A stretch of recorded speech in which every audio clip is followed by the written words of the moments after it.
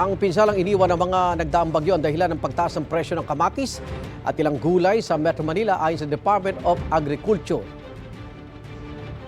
Because of series of typhoons last year caused extensive damage to the crops in their vegetative and reproductive stages, particularly in regions or areas producing the Solanaceous family crops, kagaya ng tomato, bell pepper, and chili pepper.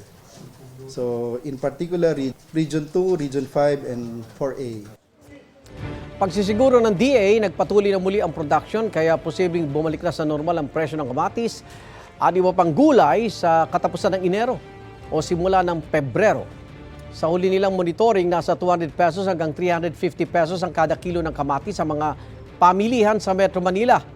Sa pag-iikot naman ng GMA Integrated News kahapon, umabot pa sa 400 pesos kada kilo ang benta ng kamatis sa ilang palengke. Igan, mauna ka sa mga balita, mag-subscribe na sa GMA Integrated News sa YouTube para sa iba't ibang ulat sa ating bansa.